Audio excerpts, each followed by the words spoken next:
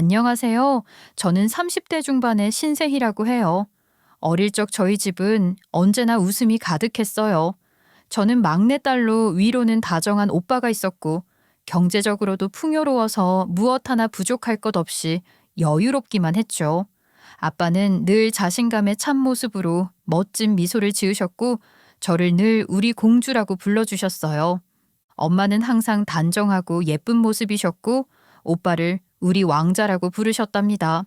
그렇게 아빠는 저를 더 귀하게 여겨주셨고, 엄마는 오빠를 조금 더 챙기는 듯 했지만, 저희 가족 네 사람 모두 함께일 때 가장 행복했던 것 같아요.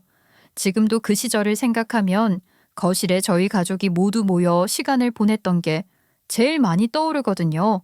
오빠와 저는 부모님의 대화를 배경 삼아 장난을 치며 놀았어요. 그렇게 평화롭기만 했던 저희 가족에게 불행이 찾아올 거라고는 상상조차 하진 못했지만 그 행복이 영원하지는 않았던 겁니다. 아빠의 사업이 기울기 시작했거든요. 처음엔 그저 아빠가 갑자기 바빠지신 줄로만 알았어요. 아빠가 집에 들어오는 시간이 점점 늦어졌고 엄마가 한숨을 쉬는 날이 많아졌는데 그러던 어느 날 부모님이 싸우는 소리를 듣게 된 거예요. 그전까지 전 부모님이 싸우는 걸 한 번도 본 적이 없었거든요. 그런데 돈 문제로 싸우는 부모님을 보게 된 거죠. 엄마의 날선 목소리가 집안의 공기를 가르고 저는 오빠와 함께 이불 속에서 숨죽이곤 했어요. 그런 모습을 본 적이 없었으니 너무 무서워서 혼자 제 방에 있을 수가 없었거든요. 하지만 그런 싸움은 시작에 불과한 거였어요. 결국 아빠의 사업은 완전히 끝장이 나버렸고 아빠가 사업을 정리한 후 저희 가족은정 들었던 집에서도 나와야 했어요.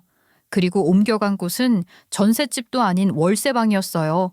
어린 마음에도 그게 어떤 건지 알 수 있었는데 집세가 밀려 집주인이 밀린 집세 받으러 찾아오곤 했기에 누가 알려주지 않아도 저절로 알게 됐던 거예요. 계세요? 애기 엄마 집에 있어요? 아, 네. 안녕하세요. 어떻게 여기까지 직접 오셨어요? 월세가 아직도 안 들어왔는데, 아유, 애기 엄마랑 연락이 돼야 말이지. 죄송합니다. 정말 죄송한데 조금만 더 기다려 주세요. 이달 안으로는 어떻게든 꼭 넣어드릴게요. 그럼 이번 달 월세랑 같이 두 달치를 넣을 거예요? 네? 아, 네. 그렇게 할 수 있도록 할게요. 애기 엄마. 아니, 나도 뭐 그렇게 부자도 아니고 여기서 나오는 월세 받아야 우리도 살아. 더 이상 못 봐주기 힘들지. 아유, 죄송합니다. 정말 죄송합니다. 한 번만 사정을 좀 봐주세요. 아유, 이달 안으로 무슨 일이 있어도 두 달치 월세 보낼 수 있는 게 확실해? 이거는 뭐 믿을 수가 있어야지. 네, 그러겠습니다. 꼭 보낼게요. 믿고 기다려 주세요. 한 번만 더 밀어주는 거야. 그때 가서 또 이렇게 사정할 생각이라면 지금이라도 방 빼라고. 이번에는 꼭 약속한 날짜에 보내겠습니다. 죄송합니다. 그런 일은 여러 번 있었어요. 집세 받으러 온 집주인에게 엄마 아빠가 번갈아 굽실거리는 걸 여러 번 봐야 했어요. 그럴 때마다 저는 그 모습을 지켜보며 손톱을 깨물었죠. 아빠는 더 이상 저를 우리 공주라고 부르지 않았고 엄마도 오빠를 우리 왕자라고 부르지 않았어요. 저희 가족의 모습은 행복했던 시절과는 너무나도 달라져 버린 겁니다. 집주인에게 그렇게 통사정을 해서 말미를 더 받았어도 결국 집세를 내지 못해 쫓겨나 친척집을 전전하며 살았던 적도 있어요. 큰집, 고모집, 이모집을 돌면서 어디서나 잠깐 신세를 지겠다고 사정을 했고 짐도 최소한으로 챙겨 다녔어요. 친척집을 옮길 때마다 용달을 부를 수도 없고 저희 네 식구 재워주는 것도 감지덕지인데 그런 짐을 들고 다 넣을 공간도 없으니 저희 식구가 들고 다닐 수 있을 정도의 짐만 들고 다녔어요. 저도 커다란 배낭 하나에 제 짐을 챙기곤 했었죠. 그렇게 몇 년 고생한 끝에 겨우 다시 작은 전셋집을 얻었지만 월세 걱정 안 한다고 해도 안심할 수는 없더라고요. 전세 보증금이 오르면 또다시 짐을 싸야 했으니까요. 거의 해마다 새로운 집을 찾아야 했던 것 같아요. 해마다 이사를 다니며 집 없는 서름이 무엇인지 어렸을 때부터 온몸으로 체험했던 겁니다. 우리 집이라는 개념이 없는 삶, 언제 떠나야 할지 모르는 삶은 고달픈 것이었고 부모님은 언제나 죄인이 된 사람들 같았어요. 주눅 들고 눈치 보고 친척들이나 집주인 앞에 머리를 숙이는 모습을 보며 가슴이 아프기도 했어요. 넉넉하게 누리며 살았던 건 제 인생에서 아주 짧은 순간이었지만 그 시절에 행복하고 여유로웠던 기억은 잊을 수가 없었어요. 어렵게 자라면서도 늘 그 시절을 떠올리며 추억하고 그리워했던 것 같거든요. 그렇게라도 해야 고달픈 현실을 잠시나마 잊을 수 있었을 거예요. 그렇게 살면서 돈이 없으면 행복이라는 건 유지될 수 없다는 것 또한 확실하게 배웠어요. 그러니 저는 돈을 벌어야 한다는 생각을 아주 어렸을 때부터 하게 됐고, 돈에 대한 욕심이나 의지가 또래 친구들과는 달랐죠. 고등학교 때부터 본격적으로 아르바이트를 했는데 처음엔 단순히 필요에 의해서 일을 시작한 거였어요. 용돈은커녕 책값도 부모님께 받기가 어려웠으니 부모님께 손 벌리지 않고 제가 벌어야겠다고 생각을 한 거예요. 첫 아르바이트는 편의점 일이었어요. 학교가 끝나면 교복을 입은 채로 곧장 편의점으로 가서 일을 했어요. 처음에는 실수도 했고 무표정한 손님들을 대하는 게 많이 긴장도 되고 그랬던 것 같아요. 그래도 그럭저럭 적응을 해갈 무렵 첫 월급을 받았답니다. 제 힘으로 처음 번 돈이었어요. 말로 할 수 없는 짜릿함이 온몸을 휘감더라고요. 월급을 받으며 책도 사고 이것저것 사야 할 것들, 사고 싶은 것들이 많았는데 막상 그 돈을 쓰려니 너무 아까운 거예요. 책도 헌책방에서 대충 해결을 한 상황이었으니 굳이 새 책을 살 이유도 없었고 말이에요. 제가 번 돈이나 제가 원하면 어디든 쓸 수 있었지만 저는 결국 어디에도 그 돈을 쓰지 못하고 다음 월급을 받을 때까지 그대로 통장에 넣어뒀죠. 그렇게 돈을 버는 것에 더해 모으는 재미를 알게 된 겁니다. 통장에 모인 돈이 불어나는 걸 보면서 그렇게 기분이 좋은 거예요. 그러면서 돈 버는데도 더 집중했어요. 편의점 아르바이트만으로는 성에 차지 않아 주말에는 패스트푸드점 아르바이트를 했고 방학 때는 하루에 아르바이트만 2탕을 뛰었어요. 통장 잔고가 늘어나는 걸 전 마치 무슨 게임을 하는 것 같은 기분으로 즐겼던 것 같아요. 같이 아르바이트를 하던 고등학생들이 저 말고도 몇 명 더 있었는데 그 친구들은 자기들이 번 돈으로 옷도 사고 카페에 어울려 다니며 비싼 음료수도 사 마시고 그러면서 소비를 즐겼지만 저는 학교 매점에서 싸구려 빵 하나 사 먹는 것도 아까워했어요. 제 주머니에 들어온 돈은 좀처럼 나갈 일이 없었던 겁니다. 저라고 물욕이 없는 게 아니거든요. 저도 예쁜 거 좋아하고 맛있는 것도 좋아하고 하고 싶은 것도 많았지만 꾹꾹 참았어요. 그렇게 살다 보니 안 쓰는데 익숙해지더라고요. 대학에 들어가서도 제대로 놀아본 적도 없어요. 고등학교 때보다 시급이나 대우가 좋은 아르바이트들을 찾아다니며 영리하게 일했고 명절에는 백화점에서 단기 아르바이트를 하는 등 언제 어디서 무슨 일을 하면 돈을 많이 벌 수 있는지 항상 살피고 다녔던 것 같아요. 저는 돈을 벌어 모으기 위해 사는 사람 같았어요. 돈을 모을수록 마음이 편안해졌고 그 돈을 꺼내 써야 할 때마다 아까운 걸 떠나 불안하기까지 했죠. 마치 쌓여있는 통장 잔고가 저를 지켜주는 보호막 같았다고 할까요? 손에서 돈이 빠져나가는 게 정말 싫었어요.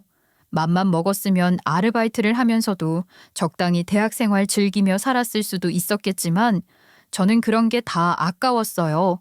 친구들이랑 여행 한번 못 가고 청춘을 제대로 즐기지 못했다고 할지도 모르겠지만 저는 그렇게 놀러 다니느라 쓰는 돈도 아까웠지만 시간도 아까웠거든요.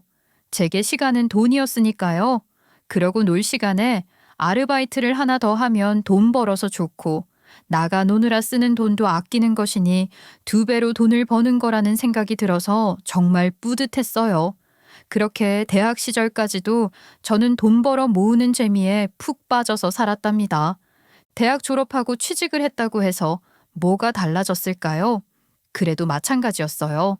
저는 오로지 돈을 모으는 데만 집중했죠. 밤 시간이나 주말 시간을 활용할 수 있는 일을 찾아서 틈만 나면 돈을 벌려고 했어요. 그러다 벌고 모으는 것 이상으로 투자가 중요하다는 걸 알게 된 겁니다. 은행에 넣어두는 것으로 돈을 모으기만 하는 데는 한계가 있고 결국 돈을 굴려야 한다는 걸 깨달은 거죠.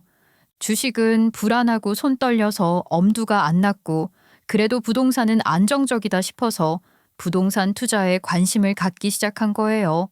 처음에는 인터넷 같은 데서 부동산 투자 성공 사례 같은 글을 읽으며 다른 세상 이야기라고만 생각했는데 몇 천만 원으로 갭 투자를 해서 몇 년 만에 몇 배를 벌었다는 사람들의 이야기가 예사롭지 않게 들리기 시작했고 실제 그런 사례들을 보며 점점 호기심이 커졌어요.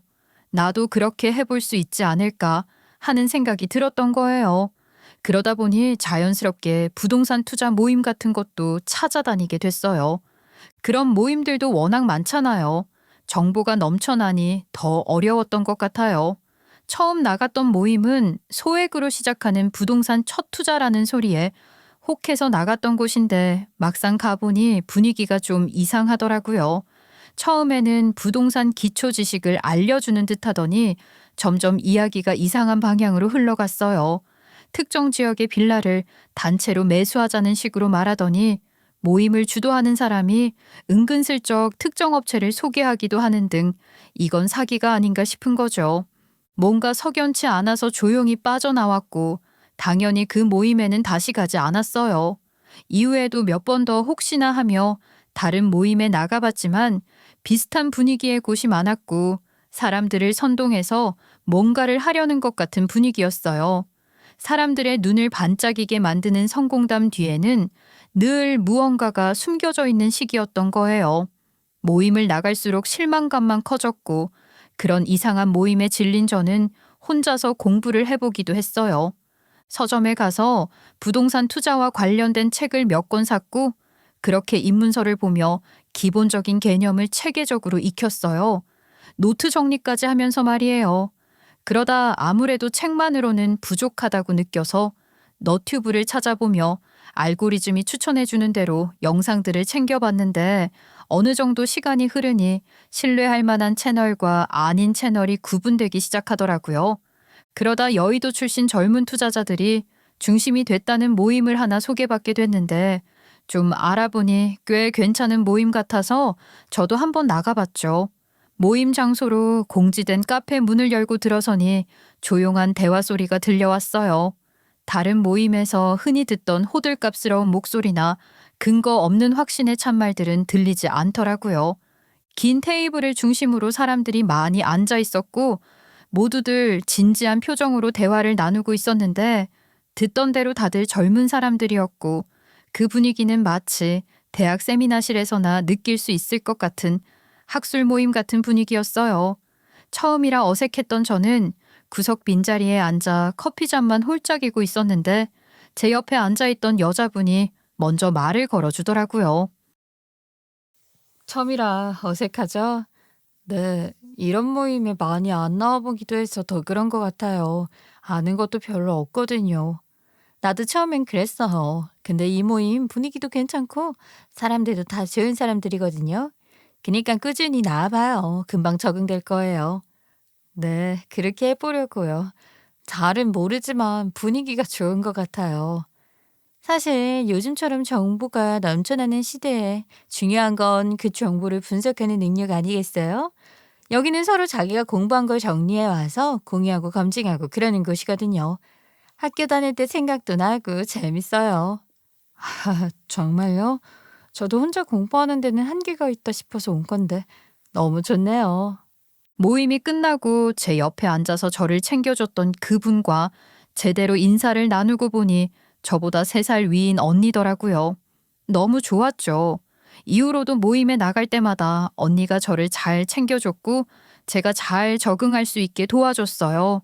그 덕분에 꾸준히 그 모임에 나가며 부동산 공부를 했고 뭐라도 살 수 있을 정도의 돈이 마련됐을 때 처음으로 외곽에 작은 아파트를 매입했는데 제 예상대로 그 동네 주변으로 서서히 인프라가 구축되면서 아파트 가격이 조금씩 오르더라고요. 재개발 지역으로 선정된다거나 신도시가 형성된다거나 그런 대박은 아니었지만 전 오히려 그렇게 서서히 가치가 상승하는 게 더 좋았어요. 어쩐지 그러는 편이 더 안정적이라고 여겨졌던 것 같아요. 물론 돈을 많이 벌고 싶긴 했죠. 그런데 갑자기 큰 돈을 만지게 되는 건 좀 무섭기도 했달까요? 설명하기가 좀 어렵긴 한데 무튼 그런 양가적인 감정이었던 것 같아요.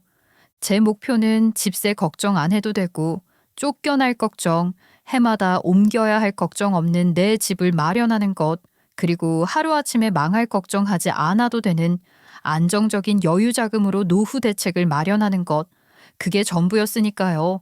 그렇다고 그게 소박한 목표도 아니잖아요. 요즘 같은 시절에 내 집 마련부터가 얼마나 어려운 일인가 말이에요. 그리고 투자라는 걸 공부하고 직접 제가 뛰어들어 해보니 지나친 욕심을 내지 않고 적정선을 유지하며 자기 페이스대로 한다는 게 정말 쉬운 게 아닌 것 같더라고요. 그럴 때마다 그 부동산 스터디 모임의 도움을 많이 받았어요. 저한테는 고마운 인연인 거죠.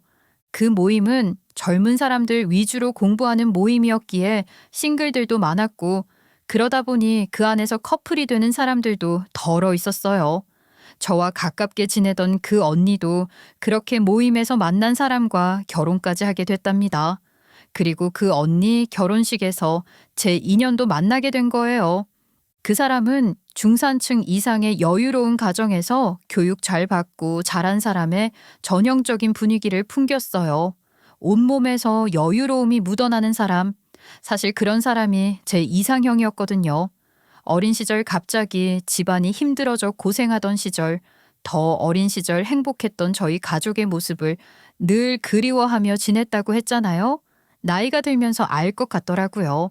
제가 정말 그리워했던 건 그 시절의 여유로움이었다는 걸 말이에요. 학교 다닐 때도 그랬고, 직장 생활하면서도 여유롭고 느긋하고 관대한 사람들을 보면 저는 그게 그렇게 부러웠어요. 저는 좀 그렇지 못하거든요. 돈을 이만큼이나 모으고 이만하면 괜찮다 싶은데도 그 여유라는 게 쉽게 가져지는 게 아닌 거예요. 그래서 저는 여유로움에 익숙한 사람을 만나 저도 그런 여유로움을 좀 배우며 살고 싶다는 생각을 했던 것 같아요. 막연한 동경일지도 모르지만 그랬어요. 그런 제 이상형에 가까운 그 사람이 제게 관심을 갖고 적극적으로 다가오니 심장이 두근두근 하는 게 이렇게 연애를 하게 되는구나 싶더라니까요.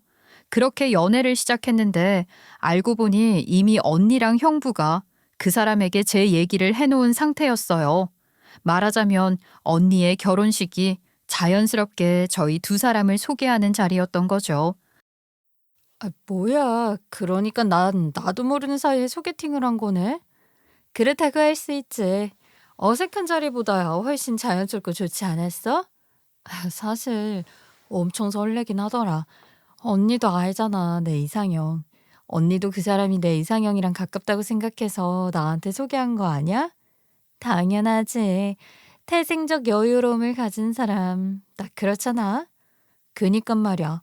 내 이상형인 사람이 나한테 적극적으로 다가오니까 이게 무슨 일인가 싶더라. 결국 소개팅이었다는 게 조금 김이 세긴 하지만 뭐 좋아. 좋은 사람 같아. 내 후배들 중에 아직 결혼 안 하고 있는 녀석들 중에서 제일 멀쩡하고 쓸만한 놈이야. 둘이 잘 어울려. 잘 됐으면 좋겠다.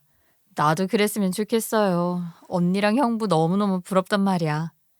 자연스럽게 언니네 커플과 더블 데이트를 많이 하면서 남자친구와 저도 더 빨리 친해질 수 있었던 것 같아요. 또 언니 부부가 서로를 위하며 안정적인 모습으로 행복하게 잘 사는 모습을 보니 부러운 마음에 저도 빨리 결혼을 하고 싶다는 생각도 하게 됐고 말이에요. 그런 생각을 하는 저 자신을 발견하고 저도 많이 놀랐죠. 언니, 나 요즘 정말 나 스스로에게 놀라고 있다? 내가 결혼에 대해서 이렇게 진지하게 생각하고 또 이렇게 빨리 결혼을 하고 싶어 하게 될 줄은 전혀 몰랐거든. 좋은 거 아니야? 그러고 싶은 사람을 만난 거잖아. 네가 준비가 안 된 상황도 아니고 갖춰졌을 때 좋은 사람 만나는 게 어디 쉬운 줄 아니? 사람 있어도 준비가 안 돼서 헤어지고 준비가 되고 나면 사람 만나기가 어렵고 그렇게 다들 결혼 포기하게 되는 건지도 몰라. 그렇긴 하지. 근데 뭐 사실 난 결혼 같은 거 안 해도 그만이라고 생각했으니까. 난 내 집 있고 능력만 있으면 혼자서도 여유롭게 늙을 수 있다고 생각했거든. 어련하시겠어요? 그놈의 집 타령. 하여간 못 말려. 혼자 사는 삶도 나름대로 의미가 있겠지만 그래도 함께하는 삶이 훨씬 풍성하고 좋아. 결혼하고 나서 그런 걸 훨씬 더 많이 느끼고 있거든. 언니랑 형부 잘 사는 거 보면서 내가 결혼 생각을 더 많이 하게 된 거 있지? 간접 체험이라는 것도 무시 못하는 거야. 그치? 뭐야? 우리가 또 이렇게 긍정적인 영향을 끼치게 된 거야? 요즘 결혼 안 하는 사람들 너무너무 많은데 한 번씩 안타깝기도 해. 현실적인 문제들 모르는 거 아니지만 그래도 마음 맞는 사람과 평생 의지해서 살아볼 결심하는 건 꽤 근사한 일이거든. 그런 거 같아. 언니 보면 나도 그런 생각이 막 생겨. 저는 아르바이트를 시작한 고등학교 때부터 제가 개척한 길을 걸어왔다고 할 수 있어요.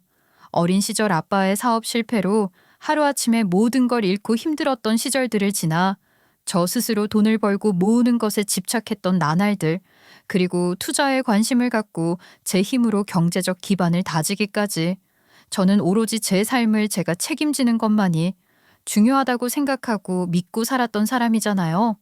그런데 그 언니 부부의 모습을 보며 처음으로 나도 저렇게 살고 싶다는 생각을 한 것 같아요. 언니 부부를 보면서 함께 살아가는 것이 혼자인 것보다 훨씬 더 근사한 삶이라는 걸 알게 됐던 거죠. 그렇다고 제가 단순히 언니네 부부의 삶을 동경해서 결혼을 생각했던 건 아니고 남자친구가 좋은 사람이었기 때문입니다. 그 사람은 늘 저를 존중했고 저뿐만 아니라 늘 그렇게 관대하고 여유로운 마음으로 다른 사람을 대하는 사람이었어요. 그러려고 애쓰는 게 아니라 자연스럽게 우러나오는 그런 태도가 좋았죠. 저는 결혼이라는 건 삶의 방식을 공유하는 거라고 생각하거든요. 그 사람을 통해서 제가 지금껏 느껴보지 못했던 혹은 늘 그리워하고 동경했던 그런 여유로운 마음을 갖고 싶었던 것 같아요. 또 그 사람과 함께라면 저도 제 삶을 나누고 싶다고 생각했습니다. 제 마음은 그랬는데 결혼은 저 혼자 하는 게 아니잖아요. 남자친구의 마음도 중요한 건데 남자친구가 저랑 동갑이거든요. 요즘 다들 결혼을 늦게 하거나 안 하는 사람들이 워낙 많으니 얘랑이 주변에도 결혼한 사람이 그리 많지는 않았던 것 같아요. 그랬는데 얘랑이도 저처럼 언니 부부의 모습을 보며 결혼에 대해 긍정적인 생각을 하게 된 것 같더라고요. 어느 날 저녁 언니네 집에서 즐거운 시간을 보내고 나오던 길에 남자친구가 그러는 거예요. 저 두 사람 진짜 잘 맞는 것 같아. 천생연분이 따로 없어. 그렇지 않아? 응, 맞아. 선경 언니 내가 정말 좋아하는 사람이거든. 처음 그 모임에 나가서 뻘쭘해하던 나를 챙겨준 사람도 언니였고 알면 알수록 좋은 사람이라 생각했기 때문에 언니가 결혼한다고 했을 때 솔직히 난 언니가 아깝다고 생각했어. 근데 내 생각이 짧았던 거지. 서로에게 너무 꼭 맞는 상대를 찾은 거야. 진짜 보기 좋아. 그러게나 말이야. 오죽하면 내가 저 두 사람 연애하는 걸 보고 연애하고 싶다는 생각이 들어서 소개팅 해달라고 졸랐겠어. 진짜야? 소개팅 해달라고 졸랐어? 그건 또 몰랐네. 난 그냥 언니랑 형부가 나랑 어울릴 것 같은 사람을 소개한 건 줄 알았어. 그런 것도 있지만 내가 좋은 사람 없냐고 엄청 졸랐어. 근데 연애라는 게 좀 귀찮아지기도 했고 그럴 때였거든. 근데 형이랑 형수 보면 부럽더라고. 그지? 나도 그래. 나도 언니랑 형부 보면 부러워. 나도 그렇게 살고 싶다는 생각이 들게 하는 것 같아. 맞아. 정말 그래. 연애는 하고 싶었어도 결혼까지는 모르겠다 그랬는데 형이랑 형수 보면 연애보다 결혼이 훨씬 더 좋은 것 같잖아. 안 그래? 얼마 전에 언니랑 똑같은 얘기 했었어. 자기도 그런 생각하고 있었다니까 정말 신기하네. 정말이야? 사실 이런 얘기하면 자기가 부담스러워할지도 몰라서 망설였는데 너무 다행이다. 같은 생각하고 있었다니까. 그것도 똑같아. 괜히 무슨 결혼하자고 압박하고 부담 주는 소리를 들릴 것 같아서 나도 조심스럽다고. 뭐야, 이 정도면 우리 제법 천생연분인 거 아니야? 어때? 우리도 그 결혼이라는 거 한번 생각해 볼까? 언니 부부 이야기를 하다가 예랑이가 결혼에 대한 이야기를 꺼냈고 그렇게 저희의 관계는 급물살을 타게 됐어요. 연애 기간이 그리 길었던 건 아니에요. 그렇지만 주말은 물론 주중에도 여러 번 만나는 등 자주 만났고 서로에 대한 깊이 있는 대화도 많이 나누면서 뭐랄까, 기간에 비해 오래 연애한 느낌이 있었거든요. 게다가 둘 다 결혼하고 싶다는 마음이 있다는 걸 확인했으니 더 이상 미룰 게 없다 싶었죠. 결혼 이야기를 하게 되면서 예랑이의 성장 환경에 대해서도 더 많이 알게 됐어요. 그동안은 그저 이야기 중에 언뜻 비춰지는 것들로 짐작을 했던 거라면 이제는 뭔가 조금 더 서로를 보여준다는 느낌으로 어린 시절부터 어떻게 자랐는지 그런 이야기를 주고받게 됐던 것 같아요. 예랑이는 제 예상대로 꽤나 여유로운 집안에서 자란 사람으로 경제적 안정에 익숙한 사람이었어요. 부모 사랑도 많이 받으며 자랐고 교육에 대한 투자도 아낌없이 받았고 말이에요. 태어나서부터 쭉 그렇게 살아온 사람이니 돈에 덜 연연한다고 해야 하나? 확실히 그런 모습이 있었던 거고 제게는 그런 여유로운 모습이 좋아 보였던 거예요. 그렇다고 돈에 연연하며 악착같이 돈을 모았던 제 삶이 부끄러웠던 건 아니에요. 아빠 사업 실패로 힘든 시절을 보낸 것 또한 마찬가지였고요. 제 잘못으로 그리 된 것도 아니고 힘든 중에도 열심히 살았던 것을 자랑스럽게 얘기했고 예랑이도 그렇게 살아온 저를 대단하다 여기며 높이 축혀 세워주며 인정해줬죠. 그도 그럴 것이 예랑이는 그냥 버는 대로 즐기며 살았던 사람이거든요. 돈을 꼭 모아야 한다는 목적의식이 없었던 거죠. 결혼한다고 하면 집에서 신혼집이며 다 해줄 거라고 생각했으니 더 그랬을 거예요. 연애 초반부터 은근히 그런 말을 하기는 했던 것 같아요. 예랑이 형이 결혼할 때 부모님이 신혼집에 차까지 바꿔줬다면서 말이에요. 그래서 저희가 결혼할 때도 당연히 그렇게 해주시는 건 줄 알았어요. 예랑이도 물론 그런 식으로 말을 했고요. 그런 상황에서 시댁에 처음 인사를 드리러 갔는데 예비 시모가 저를 너무 마음에 안 들어 하시는 거예요. 집안이며 뭐며 제 조건 자체가 마음에 드는 게 하나도 없다는 듯이 탐탁차나 하셨거든요. 가뜩이나 고급스러운 예비 시댁의 인테리어에 주눅이 들어서 어색한 미소를 짓고 있는 제게 예비 시모는 처음부터 시종일관 딱딱한 표정으로 제게는 눈길조차 잘 주질 않으시더라고요. 어머니, 음식들이 정말 맛있어요. 다들 너무 정갈하고 정성이 가득 들어간 느낌이에요. 정말 잘 먹었습니다. 뭐, 그냥 우리 먹는 대로 차린 거예요. 이 정도를 가지고 너무 호들갑 떨면 오히려 내가 민망하지? 어렵게 살았다더니 그래서 그런가? 아유, 엄마는 어떻게 그걸 그렇게 해석해요? 엄마한테 고맙다고 인사하느라 그러는 거지.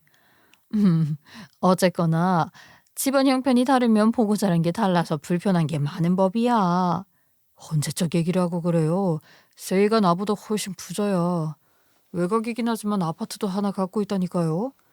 그러면 뭐 거기 들어가서 살 수 있는 곳도 아니고 값이 확 뛸 곳도 아닌 것 같던데.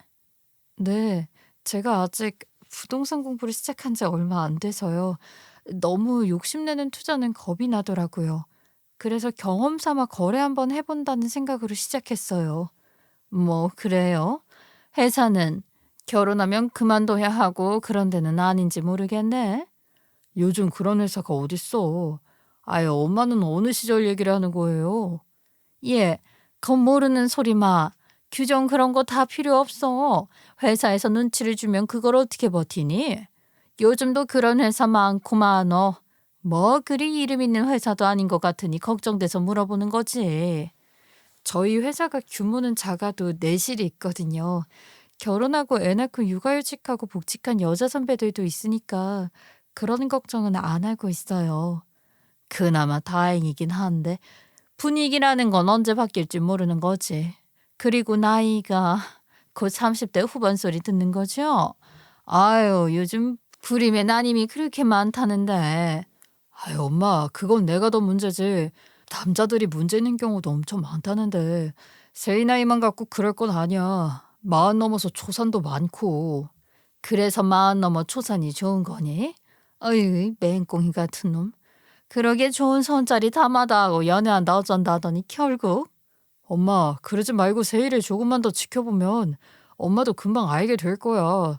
장점이 얼마나 많은 앤지 모른다고. 알뜰하지, 책임감 강하지, 착하지. 거기다 부지런하고. 예랑이가 제 눈치를 보며 예비 시어머니에게 저를 변호하며 제 장점을 열거하기 바빴지만 예비 시어머니는 딱히 흥미가 없어 보였어요. 그다지 귀담아 듣지도 않으시더라고요. 예랑이가 애를 쓸수록 제 처지가 더 초라해지는 것 같아서 더 위축이 됐고 할 말도 제대로 못하고 상처만 잔뜩 받고 예비 시댁에서 나왔죠. 우리 엄마가 좀 빡빡하게 굴어서 마음 많이 상했지? 아이 그래도 신경 쓰지 마. 처음이라 괜히 더 까칠하게 저러시는 거지. 조금 지나면 엄마도 자기가 어떤 사람인지 알게 될 거야. 나를 처음부터 반겨주실 거라고 생각하진 않았지만 이렇게 또 환영받지 못할 줄은 몰랐어. 솔직히 이런 상황 겪는 게 쉽지는 않네. 걱정 말라니까. 엄마도 결국은 자기한테 마음을 열 수밖에 없어. 두고 봐. 호언장담하는 예랑이와 달리 저는 한숨이 끊이질 않았지만 그래도 예랑이가 보여준 모습은 제게 위로가 되는 것 같았어요. 예비 시모 또한 예랑이 말처럼 저를 마음에 안 들어 하면서도 결혼을 결사반대하며 절대 안 된다는 입장은 아니셨으니 결혼은 그럭저럭 진행이 됐고 제일 큰 문제인 신혼집에 대한 이야기가 오가기 시작했죠. 당연히 시댁에서 만들어주는 거라고 생각했는데 뜻밖의 장황한 설명을 듣게 된 겁니다. 결론만 말하자면 시부일 때문에 큰돈이 물려 있어서 당장 신혼집을 해주기 어렵다는 거였는데 이참에 점수 좀 따볼까 싶어서 제가 신혼집을 마련하겠다고 했어요. 어차피 예랑이는 모아놓은 돈도 없고 대출도 한계가 있잖아요. 그러니 제가 준비하겠다고 한 거죠.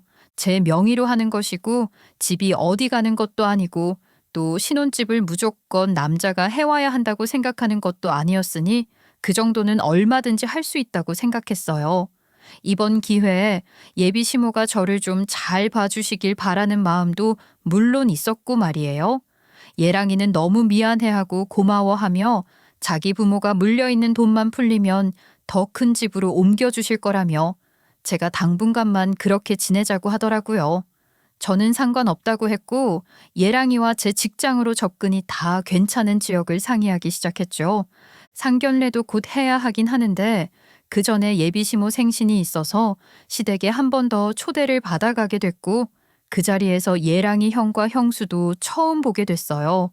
예비 아주버님과 예비 형님과 첫 대면을 하는 자리였던 거예요. 제가 손아래가 되는 것이긴 하지만 엄밀히 저는 아직 시댁 며느리도 아니고 손님 입장인데 어찌된 게 예비 시모는 예랑이 형수보다 저를 더 며느리 부리듯 하시는 겁니다.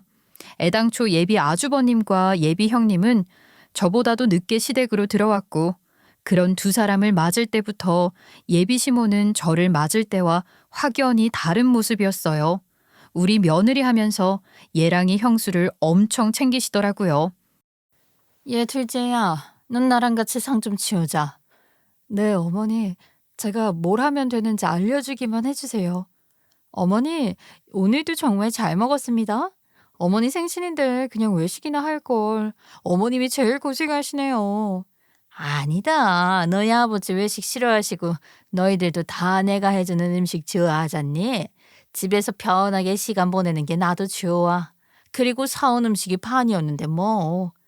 그래도 어머님이 직접 해주신 것들이 훨씬 더 맛있었어요. 그러니? 아이고 말이라도 그렇게 해주니까 기분이 좋네. 너희들 갈 때 싸주려고 넉넉하게 해뒀어. 정말요? 아, 어머니 감사합니다. 이번에도 잘 먹을게요. 그래 그래. 어서 가서 너희 시아버지 말벗이라도 좀 해드려. 너랑 이야기하시는 거 좋아하시잖아. 얘 둘째야, 넌 거기 서서 뭐하니? 이 그릇들 좀 저리 옮기라니까. 네? 네, 어머니 알겠습니다. 뭐랄까 어쩐지 예비 시모가 맏며느리인 예비 형님을 좀 어려워하는 느낌이었어요. 형 결혼할 때는 신혼집도 해주고 차도 바꿔주고 그렇게 다 해줬다면서도 맏며느리한테 절절 매는 듯한 예비 시모의 모습이 좀 이상하다 싶었는데 나중에 예랑이한테 들으니 형수가 굉장히 대단한 집 딸이라나요? 그러니까 결혼시킬 때 있는 거 없는 거 다 끌어다 집도 무리해서 해준 거였더라고요. 장남 부잣집에 장가들이며 무리하게 지출을 한 바람에 저희한테는 신혼집 만들어주는 것도 쉽지 않게 된 거예요. 어이없었죠. 맏며느리한테는 그만큼 해주고도 어려워서 절절매는데 집까지 해오겠다고 하는 저는 그럼에도 불구하고 만만해서 그렇게 함부로 대한다는 거잖아요. 너무 속상해서 예랑이 붙들고 하소연을 좀 했지 뭐예요. 근데 이때 예랑이가 하는 소리가 더 가관이었던 겁니다. 그게 나도 뭐라고 할 수가 없는 거야. 형수가 워낙 대단한 집 딸이니 엄마도 눈치가 보이는 걸 어쩌겠어. 자연스러운 거잖아. 사실 나도 그렇고 우리 형도 형수한테 함부로 못해. 아무리 그래도 이제 가족이고 며느리인데 그렇게까지 절절 매시는 게 보기 좀 그런다니까. 그러면서 나한테는 이것저것 막 시키니까 결혼도 하기 전에 예비 형님한테 미치고 들어가는 기분 드는 것도 싫고 말이야. 자기 기분은 알겠는데 그거는 나도 어떻게 해줄 수가 없다. 그냥 형수는 좀 다른 사람이라고 인정을 해버려. 그건 그렇다 쳐도 그러면 앞으로도 계속 어머니는 나만 부려먹고 형님은 애지중지하실 거 아니야. 명절이나 뭐 그럴 때도 나만 고생하고 나만 구박받을 거 아니냐고. 그거는 진짜 참기 힘들 것 같은데. 그래서 말인데 나도 생각을 좀 해봤거든. 우리 엄마가 자기를 예쁘게 봐주기를 나도 바라니까 말이야. 그래서 생각해봤는데 뭐? 내가 어머님께 잘 보일 뾰족한 수라도 생각이 난 거야? 그렇지. 자기가 엄마한테 점수 딸 방법을 나도 생각을 많이 했단 말이야. 그래서 뭘 어떻게 하면 될까? 어머님이 어떻게 하면 좋아하실 것 같아. 비법 좀 알려줘봐. 비법이랄 게 뭐 있나? 내 생각엔 말이야. 우리 엄마 차를 바꿔드리면 어떨까 싶어. 외제차까지는 아니어도 제네시스 정도면 될 것 같거든. 뭐? 나더러 어머님 차를 해오라는 거야? 아니 무슨 외제차는 또 뭐고 제네시스 차값이 얼만데.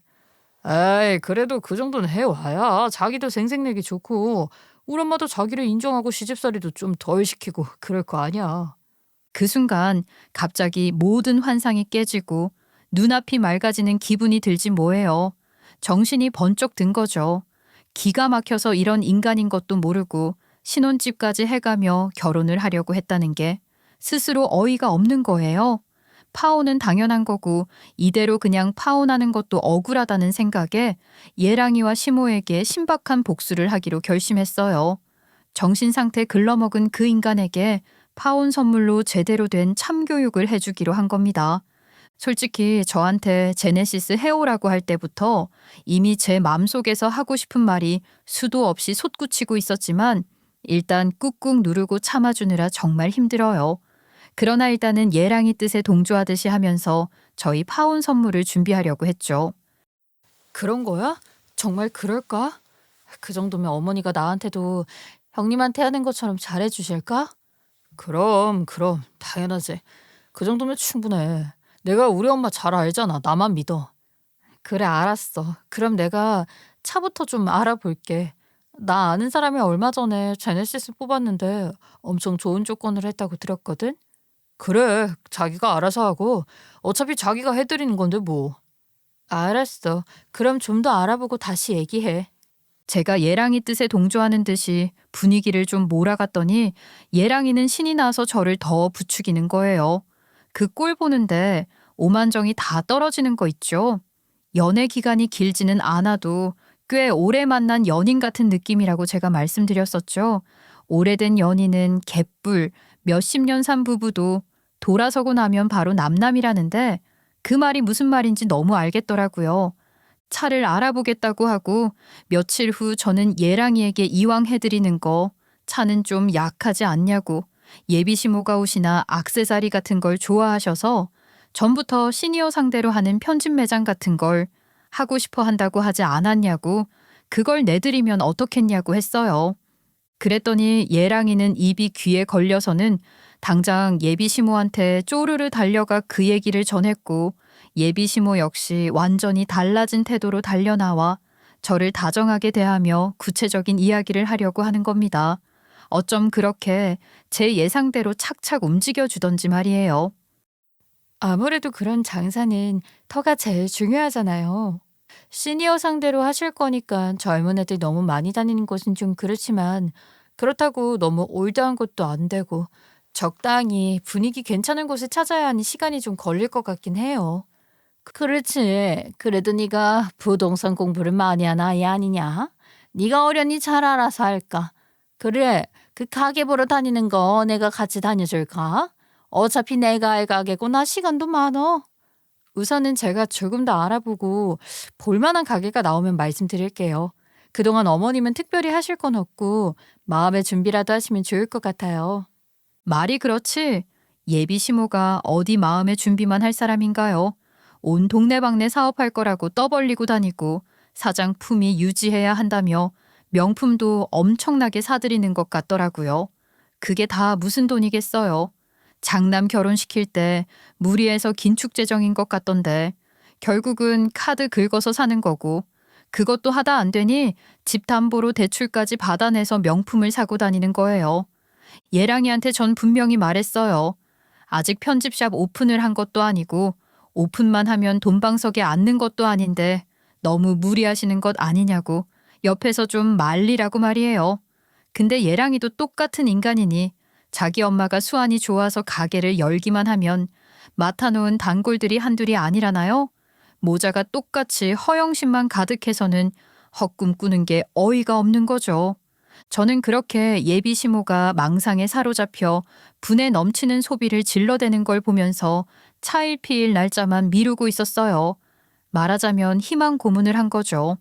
저는 장사를 하실 수 있는 가게를 내드릴 생각으로 알아본다고만 했지 그런 말도 안 되는 명품 소비를 부추긴 적은 없어요. 그들이 스스로 무너지고 있었던 거죠. 저는 그 꼴 조금 더 구경하다가 파혼할 생각이었거든요. 예랑이가 어떤 생각을 갖고 사는 인간인지 그 실체를 알게 되면서 콩깍지가 벗겨지고 나서 보니 그 인간 태생적 여유가 흘러넘치는 게 아니라 능력도 없이 허세나 부리는 허영덩어리였던 것 같아요. 경제적으로 좋은 환경에서 태어나 자란 건 맞는 것 같지만 그렇다고 평생 놀고 먹어도 될 정도로 대단한 배경을 가진 부모도 아니고 결국은 본인 능력이 있어야 하는 건데 한껏 높아진 눈높이에 비해 능력은 없었던 거 아니겠어요? 그러니 형처럼 형수같이 잘난 여자 만나려고 무던히도 노력하며 다녔던 모양인데 제대로 되지 않았고 몇 번 그런 일 겪으며 현실 자각하고 노선을 변경한 거예요. 저처럼 배경은 보잘것 없어도 내실 있는 여자를 찾아다니기 시작한 거죠. 언니 형부가 부동산 투자 모임에서 만난 사이라는 걸 잘 아니까 그 모임에 있는 여자를 소개시켜달라고 진짜 열심히 졸랐더라고요.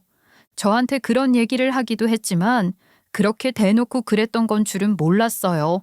형부도 예랑이를 속속들이 알지는 못하니 그저 좋은 집안에서 잘 자란 괜찮은 신랑감인 줄 알고 소개한 거잖아요. 언니 형부를 원망하는 마음은 전혀 없어요. 저도 깜빡 속아 결혼까지 할 생각을 했는데요. 예비 시모와 예랑이가 대출받은 돈으로 헛돈도 쓸 만큼 쓴 것 같기에 저는 예랑이에게 미뤄뒀던 말을 꺼내놨어요. 나 많이 생각해봤는데 아무리 생각해도 내가 이렇게까지 해서 결혼을 해야 하는 것 같진 않아. 어? 뭐? 아이, 갑자기 그게 무슨 말이야? 결혼을 다시 생각하고 있다는 소리야? 아니, 내 생각은 끝났어. 난 너랑 결혼 안 할 거야. 자기야, 아이 그게 뭔 소리야? 갑자기 결혼을 안 하겠다니. 이제 와서 그럼 어쩌자는 거야? 뭘 어쩌자는 거냐니? 내가 뭐 결혼 담보로 너한테 빚이라도 줬어? 마음이 바뀌어서 결혼 안 하겠다는데 무슨 문제야? 그게 그렇게 간단한 문제가 아니잖아. 그러지 말고 나랑 다시 얘기를 좀 해보자. 어? 아니, 난 더 할 얘기 없어. 너 아니면 세상에 남자가 없는 것도 아니고 너보다 더 훨씬 능력 있는 남자들 널렸는데 아니 뭐 다른 사람이랑 결혼하면 그만이고 세상에 남자가 너밖에 없다고 하더라도 난 싫어. 결혼? 그까짓 것 안 해도 그만이야. 아니 이건 아니지. 자기가 가게 해준다는 것만 믿고 우리 엄마가 벌인 일이 얼만데. 그걸 왜 나한테 그래? 난 분명히 말했어. 가게 계약한 것도 아닌데 그러시는 거 말리라고 내가 그랬지. 근데 넌 어떻게 했어? 너도 덩달아 신나서 같이 쇼핑하고 다니더라. 그런 모습을 보면서 너란 인간이랑 절대 결혼하면 안 되겠다는 생각하게 된 거야. 알겠니? 난 너랑 결혼 안 해. 파혼이라고. 벼르던 파혼 선언을 대차게 날려주고 나니 10년 묵은 체증이 내려가는 듯이 후련한 거 있죠. 반면 예랑이는 난데없이 파혼 선고받고는 하얗게 질려서는 지 엄마한테 다 이야기를 했겠죠. 그 엄마가 가만히 있을 리가 없잖아요. 바로 다음날 저한테 쫓아와서 난리가 난 거예요. 예, 파혼이라니. 아니 이거는 말이 안 되지. 이런 법이 어딨니? 이런 법이라뇨? 무슨 파혼하는데 정해진 법이라도 있나요? 파혼 위자료 같은 걸 말씀하시는 거라면 그쪽에서는 전혀 금전적으로 손해본 게 없잖아요. 집이고 뭐고 다 제가 할 생각이었으니까요. 손해본 게 왜 없어? 아니, 네가 가게 내준다고 해서 내가 대출까지 받아서. 그러게 누가 대출까지 받아서 명품 사라고 부추긴 사람이 있나요? 저는 그러라고 한 적 없어요. 오히려 그러지 마시라고 말렸었죠. 예, 아니 아무리 그래도 그렇지. 어떻게 이런 식으로. 대체 뭐가 문제니? 나한테 다 얘기해봐. 내가 저놈의 자식 버릇을 단단히 고쳐넣을 테니까 나만 믿고. 파혼, 아유 그런 소리 하지 말아라. 어? 아니요. 저는 두 사람 다 가망이 없다고 생각해요. 이런 집안에 제 남은 인생 걸고 싶지 않아요. 전 더 드릴 말씀도 없고 바빠서 이만 먼저 일어날게요. 아니, 예. 아유, 잠깐만 내 얘기를 좀 들어봐라. 가게 내주고 그런 거 다 필요 없으니까. 그러면 내 대출 비만이라도 좀 갚아다오. 그러면 내가 정말 평생 너한테 빚 갚는 심정으로 잘할게. 애들 아버지는 전혀 모르고 있는데 이거 걸리면 난 정말 끝장이야. 그건 더 이상 제가 관여할 문제가 아닌 것 같네요. 그쪽 집안 문제는 아드님과 잘 상의하셔서 해결하시길 바랄게요. 그럼 이만. 그렇게 저를 붙들고 매달리며 늘어지는 예비 시모를 뿌리치고 나왔더니 바깥 세상 공기가 다 바뀐 것 같았어요. 파혼한 예랑이한테 콩깍지 벗겨져서 눈앞이 맑아질 때처럼 말이에요. 그동안 제 눈을 가리고 귀를 닫고 있던 것들이 사라지고 새로운 세상을 마주한 것 같더라고요. 제 파혼 사건이 터지면서 파혼한 예랑이란 놈 실체는 저뿐만 아니라 여기저기에서 다 까발려지게 됐어요. 전 예비 시모 대출빚 갚느라 언니 형부는 물론이고 다른 사람들한테도 돈 빌려달라 소리를 하고 다녔던데 그간 사람들한테 허세 부리며 잘난 척 하다가 태도 돌변해서 돈 얘기를 꺼내니 그 순간 다 손절당한 거죠. 그 인간 터놓고 돈 얘기를 부탁할 정도로 진실된 관계였던 사람이 하나도 없었던 겁니다. 아무리 친한 사이여도 돈 얘기라는 게 어려운 건데 그렇지도 않은 사이에 돈 얘기를 꺼내니 누가 그 인간을 제대로 된 인간으로 보겠어요. 파혼을 겪으며 저는 중요한 걸 배웠어요. 제가 아무리 돈을 모으고 집을 사고 그런다고 해도 정말 중요한 제 가치는 저의 본질에서 찾아야 한다는 걸 말이에요. 현 시점 저는 더 이상 가난하게 자랐던 불쌍한 아이가 아니고 악착 같이 벌고 모은 덕분에 또래들보다 경제적으로 월등하게 갖춘 사람이잖아요. 물론 제가 그동안 안 쓰고 안 먹으며 짠내 나게 이룩한 것들이지만 하여간 저는 지금 이만큼 가진 사람이라는 마음을 갖고 여유를 갖는 게 정말 중요하다는 걸 깨닫게 됐어요. 여유를 갖고 싶다는 마음은 늘 있었으나 방법을 몰랐는데 이제 그걸 알게 된 것 같아요. 저는 얘랑이랑 결혼 준비하며 신혼집까지 해가는데도 스스로 위축되어 있었어요. 예비 시모가 저를 아무리 탐탁차나 했다고 하더라도 그것보다 더 큰 문제는 저 스스로 제 가치를 높이지 못했던 게 아닌가 싶어요. 그러나 시원하게 파혼 선언하며 뻥 차고 나니 알겠더라고요. 여유라는 건 그렇게 갖는 걸 말입니다. 제가 부족할 게 없다는 생각을 하게 됐고 앞으로 더 자신감 있게 잘 살 수 있을 거라는 확신도 갖게 됐어요. 여러분, 저 잘한 거죠. 그런 인간 따위 뻥 차버리길 정말 잘한 거잖아요. 그렇죠?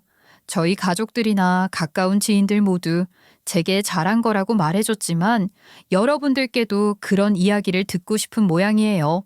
제 이야기를 다 마치고 나니 저도 모르게 자꾸 이렇게 묻고 싶어지는 걸 보면 말이에요. 그런 인간인 줄도 모르고 이상형의 운명을 만난 거라 생각했던 걸 생각하면 저 스스로 한심하지만 그로 인해 배운 게 많고 얻은 게 많으니 좋은 것만 생각하려고 해요. 전 앞으로도 이렇게 좋은 일들을 먼저 생각하는 사람으로 살고 싶어요. 스스로에게 자신감도 갖고 여유를 찾게 되었으니 좋은 인연도 다시 만나게 될 거라고 생각해요. 정말 좋은 사람을 만나길 바라지만 그런 사람을 못 만나면 어쩔 수 없는 거죠. 나이에 쫓겨서 결혼이라는 걸 하고 싶진 않네요. 파혼을 겪으며 그런 가치관이 더 분명해진 것 같아요. 이렇게 제 이야기를 다 쏟아놓으면서 뭔가 더 정리가 되는 것 같기도 하고 정말 좋은 경험이 된 것 같아요. 끝까지 제 이야기를 들어주신 분들이 계셨기에 가능한 일인 것 같습니다. 정말 감사드린다는 말씀을 하면서 저는 인사를 드리려고 해요. 감사합니다. 늘 행복하시고 건강하세요.